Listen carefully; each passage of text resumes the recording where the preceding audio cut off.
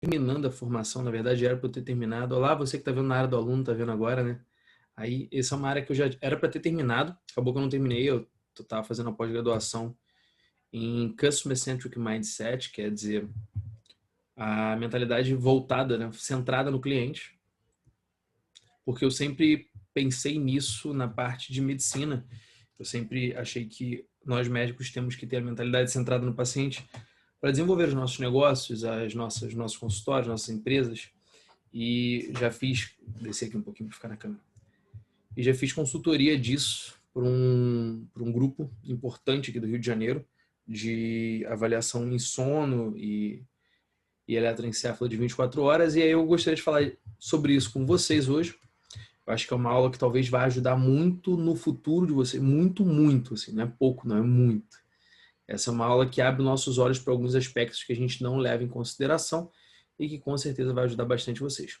Vamos lá, primeiro, era uma aula de marketing médico. Marketing médico e o paciente, fundamentos da mentalidade centrada no paciente. No final ficou fundamentos da mentalidade centrada no paciente, a parte de marketing médico ficou só por causa da definição de público, né? Primeiro momento, eu gostaria de fazer a seguinte pergunta para vocês, que é o que o médico faz? O que o médico faz, né? Isso é difícil pra caramba, porque no fim das contas, cada especialidade faz uma coisa, né? Ah, eu faço consultório, eu faço isso, faço aquilo. Mas por que o médico existe, né? Por que a profissão médica existe? Existe porque o ser humano tem algum problema que ele tem que resolver e ele não entende sobre si mesmo, ele não tem aquele conhecimento do funcionamento, da fisiologia do próprio corpo e da fisiopatologia das doenças para entender o que está acontecendo com ele e o que ele pode fazer a partir disso. E aí, para isso, ele precisa de pessoas treinadas em fazer esse diagnóstico, em fazer essa análise, que é a função do médico, né? Que somos nós que estamos aqui. E quando você vai pensar em ter um consultório ou começar a sua carreira médica, eu acho que é bem importante que você tenha alguns preceitos que vão alinhar, vão dar um norte para que você não se perca eticamente no que é ser médico. Porque você começa, cara, a conhecer tanta gente, conversa com tantas pessoas, e as pessoas começam, não, é isso, é aquilo, tem que fazer um monte de procedimento, que o procedimento que dá dinheiro, tem que fazer isso, tem que fazer aquilo. Só que se a gente perde no caminho o que o médico faz, a gente não vai entender o paciente. E a gente, às vezes, pode até ganhar dinheiro. Pode ganhar muito dinheiro. Mas talvez a gente não venha a ter sucesso na carreira médica, que é o que eu acho que todos nós estamos buscando. E o sucesso, galera? O sucesso ele é algo pessoal, ele é algo intransferível, ele é algo idealizado pela própria pessoa. Então não tem como você falar assim, ah, o conceito de sucesso que eu tenho é diferente provavelmente do conceito que a Arquísia tem, que o Eric tem, que o Caio tem. São conceitos de sucesso. Então, deixa eu ver se eu consigo entrar, Eric. Beleza, vamos lá, Eric. Eric, eu estou falando dessa aula, é a aula de mentalidade centrada no paciente, aqui está centrado no cliente, né? Que é Customer Centric Mindset. E eu estou começando a falar do seguinte, o que o médico faz, né? O que o médico faz? Que isso é um balizador ético e moral para a gente. E principalmente para o paciente. Porque se a gente, e eu estava falando, né, que quando a gente entra na medicina, depois de um tempo, a gente começa a se perder em relação ao que é sucesso. Ah, sucesso é dinheiro, sucesso é fazer um monte de procedimentos, sucesso é ter uma fila de pacientes. Não sei. Sucesso é pessoal. Só que se você só foca num ponto, muito possivelmente no fim da sua vida, você talvez venha a perceber que não era aquilo que você julgava como sendo sucesso. Tem uma frase que eu gosto muito e que eu lembro todo dia quase da minha vida, se não lembro todo dia, eu lembro um dia sim, dia não, que é Memento Mori, né? Dizem que quando os imperadores romanos voltavam da guerra e eles ganhavam a guerra e tudo, tinha uma grande festa, eles ganhavam um título e a partir desse título ele era considerado um cidadão ímpar de Roma. E no meio da festa vinha um escravo, falava no ouvido dele, Memento Mori, que é lembre-se de que você vai morrer. Lembre-se de que você vai morrer. E um dia, galera, eu tenho uma notícia muito trágica agora, muito triste. Um dia a gente vai morrer. E é o único fim, o Ariano Suassuna fala, né? O único mal que há entre os seres que habitam a Terra, né? Ele fala isso em Alto da Compadecida. No Alto da Compadecida, até no filme ele fala, né? Encontrou-se com o único mal irremediável. E um dia a gente vai morrer. E aí a gente tem que entender o seguinte, o que o médico faz? O que o médico faz? E eu tenho alguns princípios que eu levo em consideração e eu queria dividir com vocês antes da gente entrar em mentalidade médica voltada para o paciente, centrada no paciente, paciente no centro de tudo. Que é o seguinte, o médico, ele tem que lembrar sempre que um dia ele vai morrer. Sempre um dia ele vai morrer. Porque isso impede que você se afunde num trabalho que às vezes te faz mal. Isso impede que você às vezes foque apenas no dinheiro. Isso impede que você foque às vezes numa carreira que não vai te fazer feliz porque algum parente seu pensou que seria legal você fazer essa carreira. Então, memento mori é importante. Outra coisa mais importante ainda é o que o médico faz. E para mim essa frase é uma frase do Hipócrates, que é muito boa, que é curar quando possível, aliviar quando necessário e consolar sempre. Ainda mais sendo neurologista. Curar quando possível é muito difícil, eu não curo nada, né? Geralmente eu só alivio. É cefaleia, epilepsia que eu alivio. Doenças neuromusculares, nem isso eu consigo fazer direito, mas a gente tenta, a gente dá carinho pro paciente, dá um CPAP aqui, um remédio ali, uma coisa ou outra, cura dor.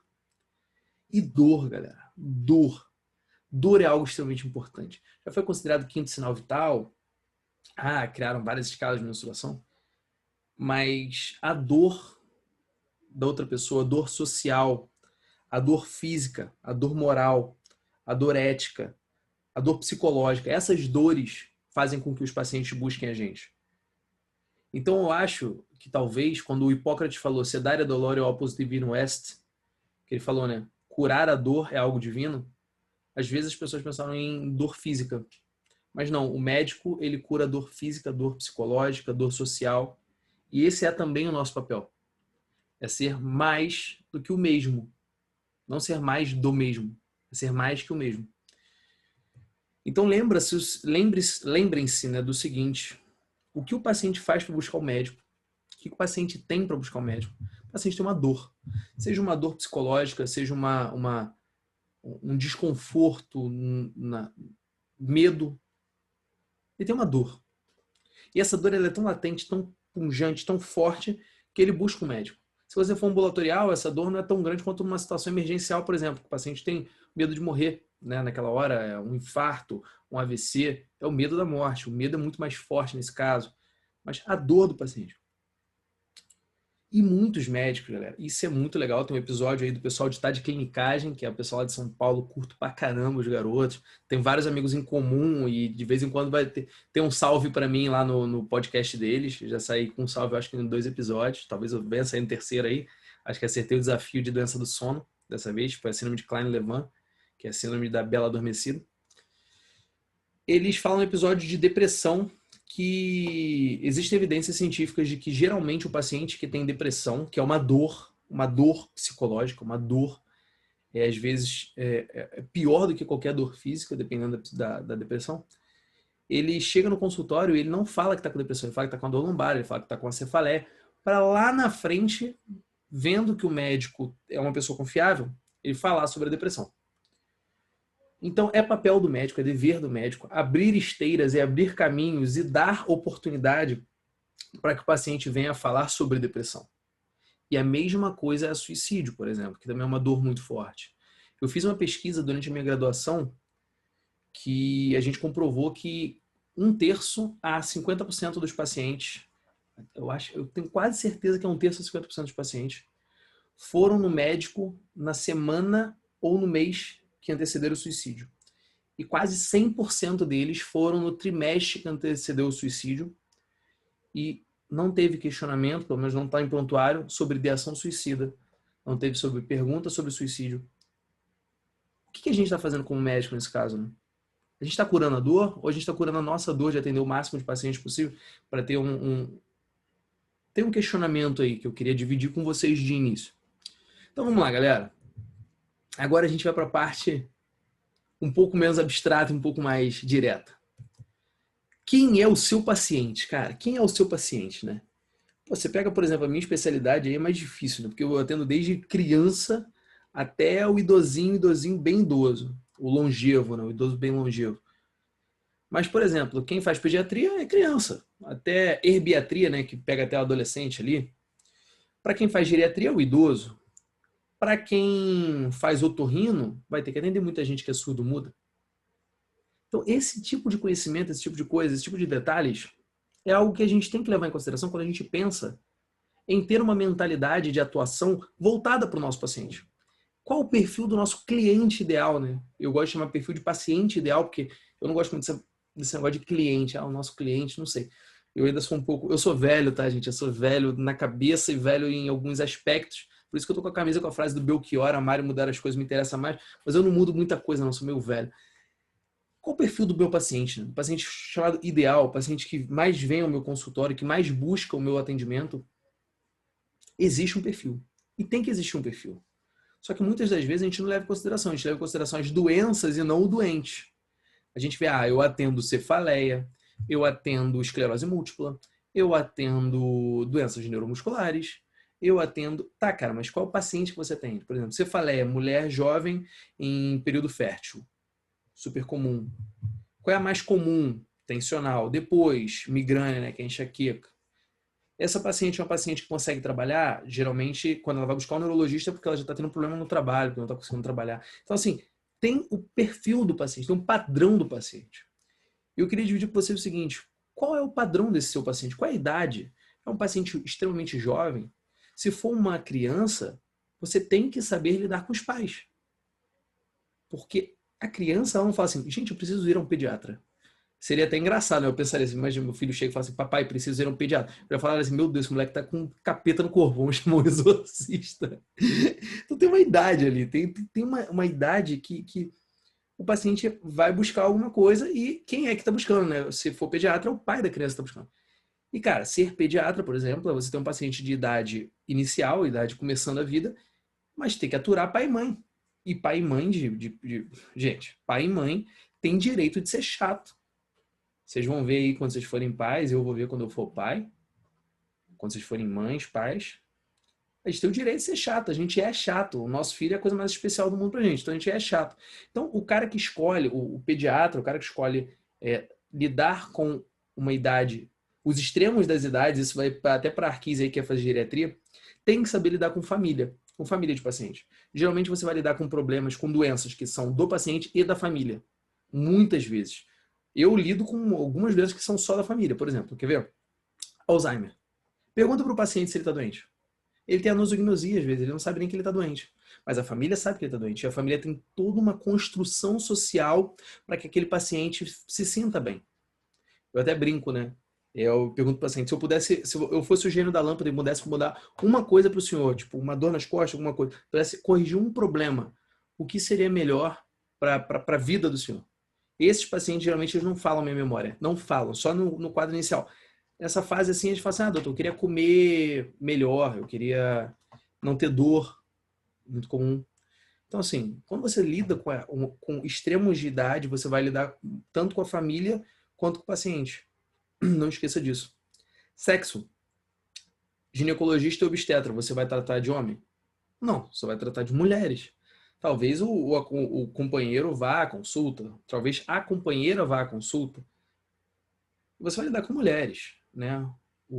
É engraçado que o urologia tem uma coisa de ser masculina, mas não, a urologia serve para os dois, né? A gente pensa, a urologia é totalmente masculina. Você vê como a gente tem um pensamento já voltado para essa questão sexual quase meio machista, né? Então, o sexo do paciente importa. Eu lido muito com senhoras mais velhas. Então, o meu linguajar em consulta, o meu modo de falar é diferente. Vocês vêm aqui, eu tô aqui brincando com vocês, fazendo piada, falando um monte de besteira. Lá não, é muito mais leve. É mais leve. Nossa, que bonito seu chale. Nossa, ó, que legal esse seu cachecol.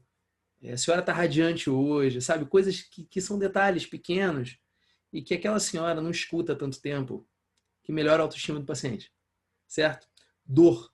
Tem paciente, cara, quer ver um negócio muito louco que eu aprendi na prática. Quando eu trabalhava em CTI, muitas vezes o paciente estava taquicárdico, aí o colega vinha e falou, paciente taquicárdico, cara, não sei o que fazer. E eu ia lá, pegava o paciente, levantava, eu trabalhei, foram 6 anos em terapia intensiva, né, dando plantão. Levantava o paciente, pegava as dobras de lençol, esticava o lençol, deitava melhor o paciente, às vezes via se tinha bexigoma. O paciente não consegue falar se ele está com dor, por exemplo, esse tipo de paciente. Então, se eu sou um anestesiologista, se eu sou um intensivista, o conceito de dor é diferente para mim. Uma das principais causas de dor em CTI é a dobra de lençol. E quando eu corrigia isso, eu corrigia a taquicardia do paciente, a taquicardia sinusal. Por quê? Porque o paciente está com dor. Então, até a dor do paciente muda. O psiquiatra ele vai atuar com dores que geralmente não são dores físicas. Talvez tenham dores físicas que sejam funcionais, mas tem muito mais dores da psique. E o lidar com elas é ainda mais difícil, porque a gente tem uma construção social de que as dores da psique não são dores reais. Aspectos de mobilidade. Eu, por exemplo, gente, eu faço exame físico sem brincadeira. Se você me botar em rapel, eu acho que eu faço exame físico em alguém em rapel. Cara, exame físico pra mim, velho, eu já desisti. Eu faço em paciente deitado, paciente sentado, paciente de lado, paciente de cabeça para baixo. Do jeito que vier, Trendelenburg, do jeito que vier, eu tô fazendo exame físico. Por quê? Porque meus pacientes têm pouca mobilidade. Geralmente meus pacientes estão ou são idosos com pouca mobilidade, né? Síndrome da imobilidade do idoso, pouca mobilidade mesmo, Parkinson, paciente com Alzheimer que já está com atrofia muscular importante, né? Com sarcopenia. Paciente que está na UTI, em coma, também eu pego alguns lá para avaliar. Pacientes na emergência que estão em quadro grave neurológico, eu pego para avaliar. Então, são pacientes que têm uma mobilidade reduzida. Então, eu tenho que aprender a lidar com aquele tipo de mobilidade. Já é diferente de um pediatra, que ele tem que aprender a lidar com a hipermobilidade, que a criança não para. A criança está se mexendo lá o tempo todo e, pelo amor de Deus, para, sabe? Teve uma vez que eu fui atender uma criancinha com síndrome de Down, na época que eu ainda queria ser pediatra, isso.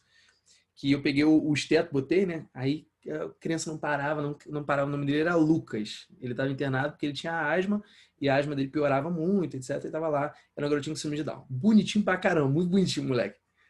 Aí eu fiquei tarde lá conversando com ele, brincando, etc. Para tentar escutar o pulmão do moleque, escutar o coração.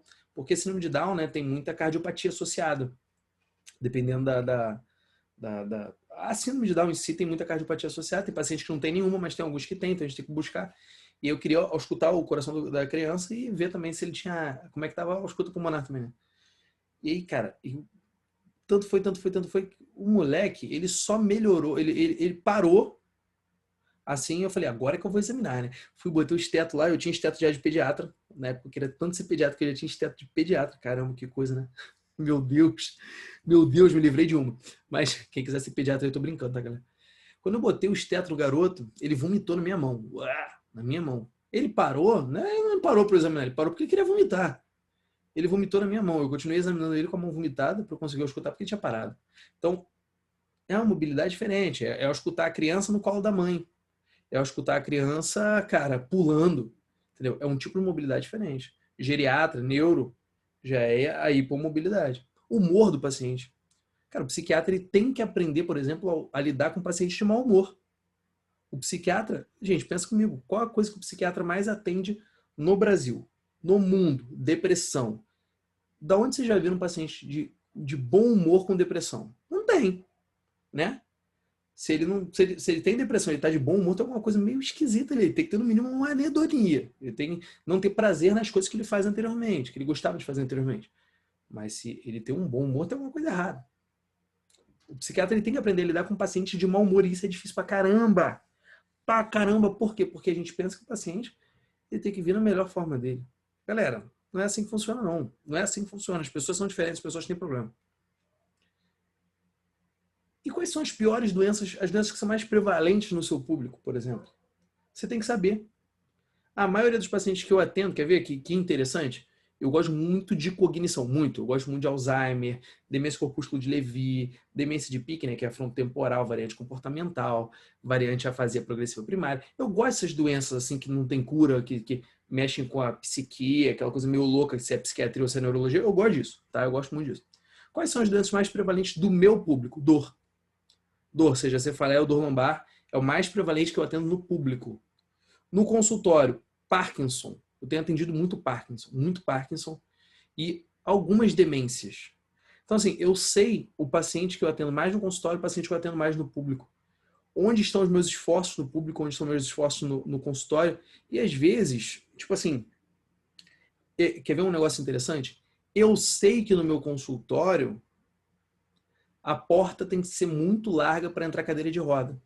Porque vem muito paciente cadeirante. Muito paciente cadeirante. Já no público, eu não tenho como mexer nessa infraestrutura, mas o que eu posso fazer? virar a mesa para facilitar a mobilidade, mas vem mais paciente jovem com dor. Então, as coisas ficam mais fáceis de lidar. Por quê? Porque eu já conheço os meus pacientes, eu já conheço a doença mais prevalente no meu público. Não que eu não atenda Parkinson no público, eu atendo muito Parkinson no público, eu atendo muito Alzheimer no público, mas no público vem muito mais dor. É interessante isso. Muito mais dor e muito mais cefaleia, né, dor de cabeça, do que, por exemplo, Alzheimer propriamente dito. Vem muito esquecimento, que no Brasil, a maior parte está sendo depressão, acho que eu estou atendendo, né, que eu tenho visto. Muito, e os meus amigos da neurologia também falam bastante. Qual a melhor forma de eu me comunicar com esse paciente? Por exemplo, a Arquise aí, que atende no Sertão. Cara, muitos dos pacientes dela têm uma baixa escolaridade. Como é que ela vai se comunicar com esse paciente? Qual é o meio de tornar comum o conhecimento que ela tem, que ela estudou pra caramba para ter, que é um conhecimento que não é intuitivo. Ninguém vira do dia para noite e fala assim, nossa, eu acho que eu vou aprender medicina agora, vou pegar os livros. Não, cara, é uma construção, é devagar. A gente fala uma língua própria. O médico fala mediquês. Se vocês nunca repararam nisso, pergunta para qualquer pessoa na rua que é dispneia. E para a gente é um conceito simples, falta de ar lá, dispneia, dificuldade para respirar. Mas pergunta para qualquer paciente, 90% dos pacientes não vão saber o que é dispneia, não vão saber o que é taquicardia. Taquicardia para eles é ataque cardíaco. Então qual é a melhor forma de eu me comunicar com esse paciente? Paciente surdo, Libras. Paciente cego, fala bem com o paciente, tenta ilustrar às vezes o que ele possa não estar vendo. E eu tendo neuromielite óptica, que às vezes o paciente perde a visão e, cara, muda a vida do paciente assim. Qual é a forma de eu me comunicar com esse paciente? Né? Muda muito. Cara, neurite óptica, o paciente fica surdo. Eu tive um paciente agora já tem um tempinho já, infarto da artéria cerebelar anteroinferior, que é a AICA, né? O paciente ficou surdo do nada do ouvido direito e atáxico. Como é que eu me comunico com esse cara? Só no ouvido esquerdo. Não tem jeito. Né? E ele vai ter dificuldade. Ele vai ter dores. E existe algum conteúdo que meu público queira ler? Meu público é um público que busca o conhecimento nas redes sociais, por exemplo. Né? É um público que lida com... Quer ver um caso interessante? Eu tenho uma colega que ela é ginecologista e obstetra. Cara, ela tem uma paleta de cores do Instagram dela, por exemplo, que é rosa, rosa claro. A linguagem toda voltada para o feminino. Ela seta a idade do público dela ali, 40 anos, 30 anos. Ela fala muito para mulher em idade fértil. Se eu fosse ginecologista obstetra, eu já ia focar mais para um outro lado, talvez. Mas é o caminho dela. Ela gosta mais de obstetrícia do que de ginecologia, então ela tem que falar para mulheres na idade fértil. E outra coisa, eu posso curar alguma dor forte desse paciente, alguma dor verdadeira desse paciente? Por exemplo, eu já vi paciente que ele está fazendo uma queixa cognitiva, ele está perdendo capacidades cognitivas porque a família dele é muito chata. Não deixa o paciente falar. Não deixa o paciente falar. E aí, cara, começa a consulta por ansiedade da família. E eu estou atendendo, né, a família fica... Por exemplo, geralmente é a filha, né, que vai acompanhando, ou o filho. E a gente está perguntando e ele começa a falar, o paciente não fala nada. E eu falo assim, tudo bem, você já falou bastante, agora eu quero ouvir dele ou dela, eu aponto. Fala para mim, como é que eu posso te ajudar? Por que o senhor está aqui? Porque senão não dá, cara. Eu não sei que dor eu posso curar. Porque eu vou curar a ansiedade do filho, não vou curar a dor do meu paciente. E lembrar que quem está ali para ser curado é o paciente. A família, em algumas doenças, na verdade em todas, você vai ter que ter um cuidado com a família. Mas tem que tomar cuidado para não curar a ansiedade da família. Né? E sim fazer o bem para o paciente e tentar fazer o melhor possível para a família. Tem doente, como eu falei para vocês, por exemplo, doença de Alzheimer, que você vai atender a família. Mas muitos pacientes, eles estão bem ainda. E você tem que conversar com eles, cara. Porque senão, acabou. O paciente vai sentir que ele já foi, né? Vocês vão ver isso. Às vezes, vocês vão atender pacientes demenciados, a família não deixa o paciente falar. E aí, realmente, cara, não tem como o cara desenvolver o pouco de cognição que ele ainda tem. Não tem como. Tá travado por uma ansiedade, talvez. E vamos lá, galera. Agora a gente vai para aspectos logísticos da definição de quem é meu paciente. E isso é um negócio muito maneiro, porque é algo que, quando eu vou fazer, por exemplo, eu tive que fazer um modelo de negócio para uma clínica de polissono e videoeletroencefalo, que que era a clínica. E aí eu virei para a pessoa, né, que tinha me contratado, eu falei assim, tá, tem ponto de ônibus aqui perto? Qual é né, a classe social do seu público? É classe A, classe B? Era Ipanema, acho, se não me engano. Classe A. Legal. Vai precisar de ponto de ônibus? Dificilmente. Então, o fato de não ter ponto de ônibus perto não faz tanta diferença. Mas tem estacionamento? Ah, tem estacionamento. Como é que é a hotelaria do lugar? Então, as coisas vão mudando. As coisas vão mudando. O paciente muda, o público... As coisas mudam de acordo com o paciente. Né? Então, onde fica o seu consultório? Cara, quando você for... Galera, quando vocês aí pensarem, pô, vou montar um consultório. Pense nos seguintes aspectos. Primeiro, o acesso é fácil. Ah, Felipe, botei um consultório sensacional, sou geriatra, ó, um baita consultório, eu atendo no segundo andar de uma casa sem elevador. Eu vou te dar uma notícia ruim. Tranca o seu consultório, vende, aluga, não sei o que você vai fazer, mas arruma um outro que seja térreo ou algum lugar que tenha elevador de fácil mobilidade. Por quê? Porque é o paciente que tem pouca mobilidade, geralmente, não é verdade?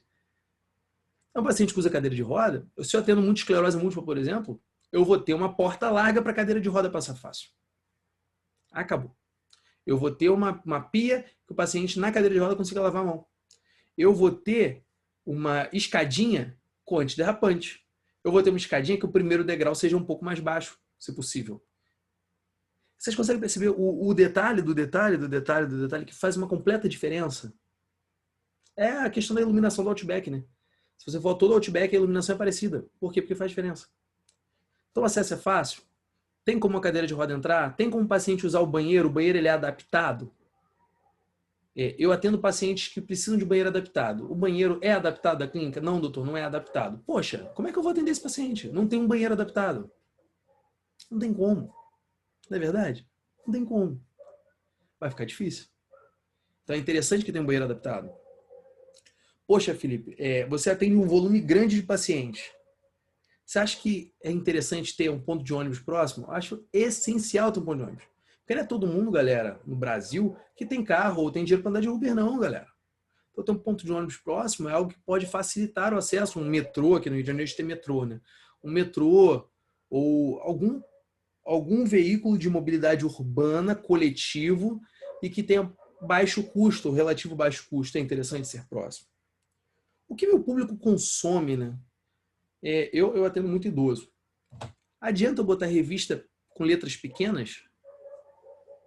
Óbvio que não, porque eles não vão conseguir ler. Porque a revista está com a letra muito pequena, às vezes ele está sem óculos.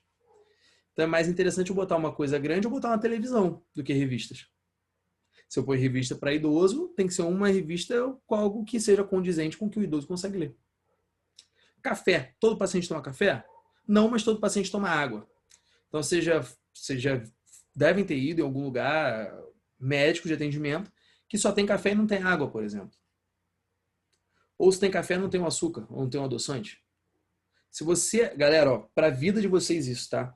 Se você vai fazer o bem, follow aí, né? Faça por inteiro. Quer botar o cafezinho? Bota o cafezinho, mas bota o açúcar, bota o adoçante, bota o copo adequado. Ah, vou botar uma água. Bota uma água. Para mim é muito mais interessante ter água do que ter o café. Mas se eu já tenho a água, eu posso pensar em colocar o café. Às vezes as pessoas não priorizam as dores do paciente, né? O paciente não chega com sede de café, mas ele chega com sede de água às vezes. Tem paciente que ele só tem o dinheiro da passagem e da consulta. Não tem como gastar dinheiro com uma água, comprar uma garrafa d'água. Se você coloca uma água ali, fresca ou um bebedouro, você facilita a vida desse paciente. Por exemplo, biscoitinho, cara. Biscoitinho.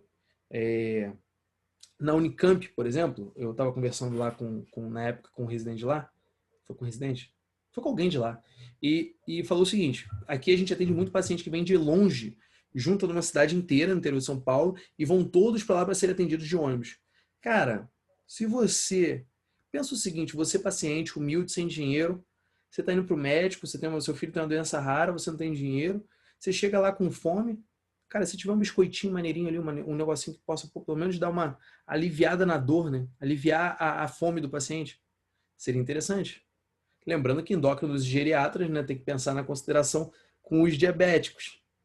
Mas, ou no caso dos geriatras, não ter biscoito muito duro, para que os idosos consigam comer, apesar dos déficits de dentição. Estão vendo os detalhes? É muito detalhe, mas esse detalhe você só pega ou fazendo a jornada da carreira médica, ou você trabalhando um bom tempo com o paciente, prestando atenção no paciente, não prestando atenção na medicina. Que é uma coisa que eu já fiz muito, prestar atenção no paciente. Legal? Então, vocês são diferenciados, vocês vão sair diferenciados daqui também por isso, por causa desses detalhes que as pessoas não prestam atenção. E se você perguntar para elas, elas falam que prestam, mas elas não colocam isso em prática. E, cara, você pensar em uma coisa e você não executar é a mesma coisa que você não pensar. Certo? Vamos lá. Existem profissionais das especialidades mais próximas por perto. Isso é muito importante. Por exemplo, eu sou neurologista. Se eu atendo AVC, eu preciso de um cardiologista de confiança. Porque tem fibrilação atrial, galera. Se eu atendo Alzheimer, eu preciso de um geriatra de confiança, ou de um clínico bom de idoso de confiança. Por quê? Porque vai chegar uma parte ali que eu não mexo mais. Sarcopenia, aquela parte de, poxa, nutrição. Eu não mexo muito nisso. Eu sei o básico, eu sei o necessário. Mas o paciente ele pode ter um profissional, por exemplo, infecção urinária, que vai ter essas coisas. Eu sou um cara que eu foco muito na neurologia. Que eu, cara, assim, a neurologia ela é tão grande que se eu não souber, se eu souber tudo da neurologia, eu posso começar a olhar as outras coisas. Mas, por exemplo, eu sei tratar bem, eu sei um pouco bem de clínica médica, mas não sou especialista em clínica. Se eu posso deixar para o paciente um especialista naquele momento perto dele, maravilhoso. E esse networking ele traz rentabilidade também. Porque do mesmo modo que você manda o paciente para um colega, o colega te manda um paciente. Eu tenho uma rede, cara, que eu estou crescendo na minha região, a rede, e eu tenho rede com neurologistas também que fazem exame, porque eu não faço exame. Eu tenho rede com cardiologista, eu tenho com pneumo, eu tenho com endócrino, eu tenho com geriatra. Eu tenho uma rede mais forte. E, cara, toda semana eu recebo pelo menos um paciente indicado por colega. E isso traz rentabilidade. Consultório, por exemplo, eu não tenho vaga no meu consultório até o final do ano. Não tenho vaga, não tem, galera. Se vocês ligarem para lá hoje, vocês talvez consigam uma vaga, um encaixe, alguma coisa. Não tem mais vaga, não tem mais vaga. Eu vou até abrir, eu vou tentar abrir mais horário. Não tem mais vaga. Por quê? Porque tem networking. As coisas vão surgindo. E também facilita para o paciente. Porque, por exemplo, você... eu sou neurologista. O senhor precisa de um cardiologista. Doutor, o senhor me indica alguém? Pensa o seguinte, galera, se você for paciente, como é que você sabe que médico é bom, que médico é ruim? Você nunca vai saber, cara. Você nunca vai saber. E eu pego umas atrocidades aí. Eu digo de ser ruim ou bom médico tecnicamente, isso eu acho que é o necessário. Mas ser bom e ruim é ser bom, tentar, né? Pelo menos ser bom, tentar estudar, tentar saber, tentar não matar o paciente, né? Tipo, passar Puram para um paciente hipertiroideu, essas coisas assim, sabe? Você tem que ter isso. E aí você pode indicar o paciente. Você indicando, o paciente vai ter noção de que ele vai ter contato com um profissional de confiança, um profissional que você julga ser adequado. Eu tenho profissionais que eu julgo ser adequado, e tem profissionais, colegas que eu não indico o paciente. Se o paciente me perguntar sobre o colega, eu vou ou manter, ou vou mudar de assunto, ou eu vou falar, não, perfeito, sem problema nenhum. Não vou falar mal do paciente, do colega. Mas assim, o que eu tenho de colega que às vezes passa cipro para paciente idoso, paciente faz crise convulsiva, vem para mim, essas coisas, eu tenho, mas fazer o quê? É a vida, né, galera? É a vida. A gente tem que ser educado, a gente tem que ser cortês. E eu acabo falando, não, maravilhoso, ótimo, tá bom. Mas se for para indicar, eu indico os que eu julgo melhores, tecnicamente, que vai trazer mais qualidade para o paciente no atendimento. E aí, outros detalhes que são importantes para você ter a mentalidade voltada para o paciente, que é independência ou facilidade de acesso. Como assim? Cara, tenha uma agenda bem arrumada e secretárias ou secretários que falam bem. Por quê? Porque se você tem um secretário ou uma secretária que não sabe, primeiro, vender agenda, que é, olha, tem uma vaga aqui no dia tal. Mas eu preciso antes. Poxa, a gente pode tentar um encaixe, deixa eu ligar para o médico, etc. Você vai perder paciente. Se você tem um secretário de mau humor ou que não sabe falar com o paciente, você vai perder paciente. Se você tem um secretário que não sabe recepcionar criança, e você for pediatra, você vai perder paciente. Então, saiba que o primeiro ponto de contato do paciente com você é o seu secretário ou sua secretária. É o primeiro ponto de contato com o seu consultório. Se você não tem ou um secretário ou secretária, ou outra opção que eu vou falar, mas secretário ou secretária é o primeiro ponto que seu paciente está tendo contato. E se for ruim esse ponto, às vezes você vai perder paciente por causa desse ponto. Então tenha cuidado com a pessoa que você coloca para atender seus pacientes, né? Você pode gerar uma agenda para que o paciente se marque na própria agenda. Isso traz independência. E agora a gente tem vários softwares para isso. O paciente vai lá, se marca na agenda e já sabe mais ou menos o horário. Só que tem o seguinte, né? Tem várias, tem Doctoralia, tem várias. Eu não recebo de ninguém, então não vou nem fazer propaganda. Mas assim, tem Doctoralia, tem algumas outras aí que a gente pode procurar para o paciente marcar na nossa agenda. Mas, cara, cabe para o seu público? Você, geriatra, Arquise aí, ó, geriatra de renome, voltou para sua cidade, tá lá, geriatrona, pá, destruindo. Vai conseguir marcar, o idosinho vai conseguir entrar na internet e marcar o horário dele da consulta? Só se, às vezes, né, claro que tem idosos que são super tecnológicos, mas a maioria dos idosos vai falar assim, meu neto, me ajuda aqui, marca aqui para mim, bate aqui no quadradinho, esse quadradinho que marca. Cadê o zap zap? E aí ferrou, né? Ferrou, o paciente não vai conseguir. Então, pensando no seu público, cabe para o seu público esse tipo de atendimento? Cabe para o seu público essa opção? Se couber para o seu público, maravilha, cara, maravilha, coloca lá. Mas se não cabe para o seu público, sempre vai ter uma alternativa para que o seu público te busque. E essa alternativa é a alternativa que você tem que julgar como mais importante, mais necessária e investir nessa alternativa. Né? Se for uma boa secretária, um bom secretário, busque secretários inclusivos. Busque pessoas que falam bem com outras pessoas, que são agradáveis, pessoas que são legais, que têm capacidade de lidar com o público, né? O psiquiatra, cara, não dá pro secretário de um psiquiatra ter medo de paciente psiquiátrico. Não dá. Tem muita gente que tem medo de paciente psiquiátrico. Fala, ah, meu Deus, tenho medo de maluco. Gente, se for secretário de psiquiatra, não tem como. Não tem como. Sai, vai fazer outra coisa da vida. Secretário de neurologista tem que conseguir falar bem com idoso, tem que conseguir falar bem com pessoas com dor, tem que conseguir falar bem com depressivo, tem que conseguir lidar com pessoas de mau humor. Tem que fazer isso, não tem jeito. É do jogo. Quando você contrata a pessoa para fritar hambúrguer, para ser chapeiro, ela tem que saber fritar hambúrguer. E ela tem que aceitar que a roupa dela vai sair fedendo. É do jogo. Faz parte. Otorrino, geriatra, atua com pessoas de hipoacusia, com baixa capacidade auditiva, acuidade. Cara, você sabe que você vai ter que falar, a sua secretária vai ter que falar mais alto, ou ela vai ter que falar de uma forma diferente com o seu paciente, aprender formas de falar. E aí eu dou uma dica para vocês. Você saberia treinar um profissional para trabalhar com você? Você saberia treinar uma secretária ou um secretário para trabalhar com você? Então defina as prioridades para a função do profissional, né? Olha, eu vou contratar uma pessoa para trabalhar comigo. Legal. Qual o horário que você quer que essa pessoa chegue? Quais são os momentos que ela pode faltar e por que ela pode faltar? Por exemplo, para mim, né? Meu consultório, galera. Cara, mãe, o filho tá doente? Não tem nem discussão, não tem nem discussão. Vai cuidar do teu filho, sabe? Desde que não seja nada. A mãe não tem creche, não tem ninguém para deixar a criança. Pode levar a criança pro consultório?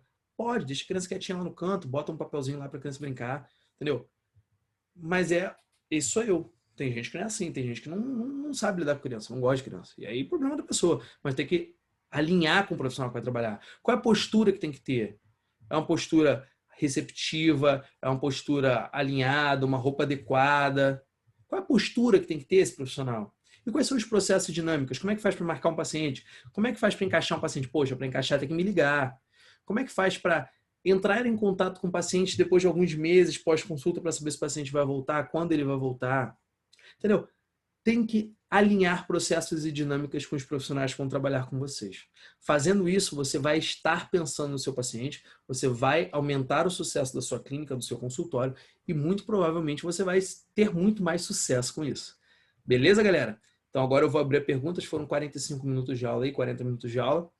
Vamos lá, alguma dúvida aí, pessoal?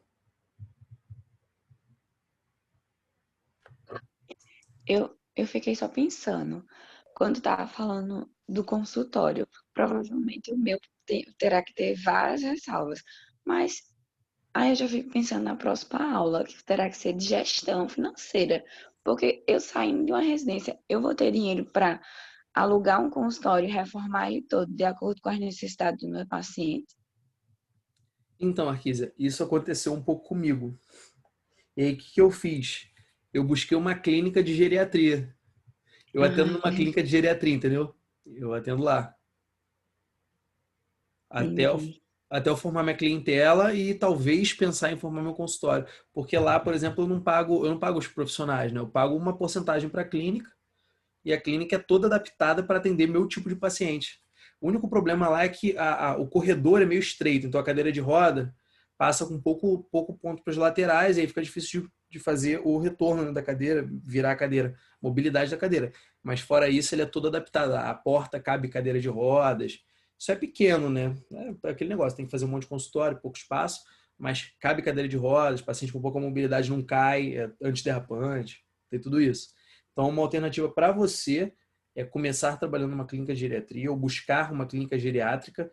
Tem casa de repouso, tem um bom mercado aí, geriatria, quer dizer, para você entrar, formar um capital antes de montar o seu próprio consultório ou começar atendendo em casa. Às vezes o paciente de geriatria tem esse lado bom, você pode atender muito paciente em casa. E aí você ganha mais e faz um atendimento ainda mais confortável para a família do paciente. Até porque depois do primeiro ano da residência, eu já posso atender, né? Sim. Entendi. E eu acho, assim, super necessário você atender, porque a gente precisa de geriatra. A gente precisa. Tem pouco geriatra, tem pouco. E as síndromes geriátricas, a maioria dos médicos, a gente não tem geriatria na formação da faculdade. A maioria das faculdades tem a formação em geriatria fraca. Síndrome da imobilidade do idoso, síndrome da fragilidade do idoso, sarcopenia, às vezes distúrbios da tireoide do idoso. A gente não aprende, a gente vai aprendendo na prática, na marra, lendo artigo, dando cabeçada, entendeu? Verdade. Mais alguma dúvida aí, galera? Eu tenho. Na verdade, eu tenho duas agora, porque quando você falou esse negócio de atender em casa, eu fiquei pensando se para as outras especialidades isso pode acontecer também. Na neuro, por exemplo, que você depende muito do exame físico. Tem gente que faz isso, que vai em casa? Eu atendo em casa, cara. Eu atendo em casa, Vera. Atendo muito. Por exemplo, paciente com esclerose lateral amiotrófica, já que não consegue mobilizar. Paciente pesado. Cara, a maioria dos meus pacientes nesse aspecto eu vou em casa. Entendi. É um jeito bacana, né? Que você acaba agregando valor também à consulta, né? De certa forma, porque não é todo mundo que faz isso, né? Sim. E... Só lembrar um detalhe, Eric. É Rio de Janeiro, né? Já fui parar em favela uma vez. Eu tive que parar no supermercado para não ser. Isso. Aconteceu semana retrasada, cara, retrasada. Eu entrei, o paciente foi, marcou comigo, deu o horário, tudo, lá, esclerose lateral amiotrófica.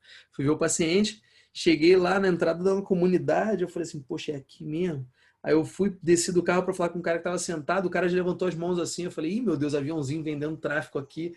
E eu entrando nesse lugar, eu fui parei no mercado, tava ali, fui andando, pedi para a paciente ir lá me buscar, ela foi, e eu fui andando. Vou ter que ir lá esse sábado levar receita para o paciente, mas eu tô com um leve receio, vamos ver o que a gente vai fazer.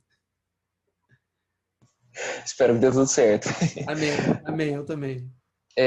A outra dúvida que eu tava é em relação ao feedback dos pacientes. Tipo assim, você acha que é uma boa buscar ativamente o feedback em relação a esses elementos? Por exemplo, com pesquisa, de como fazer isso? Porque eu já vi algumas clínicas, principalmente, eu vi isso mais em dentista, na verdade, que geralmente eles têm os papeizinhos no final, né? Como você conseguiu, como você conheceu a gente, tudo mais.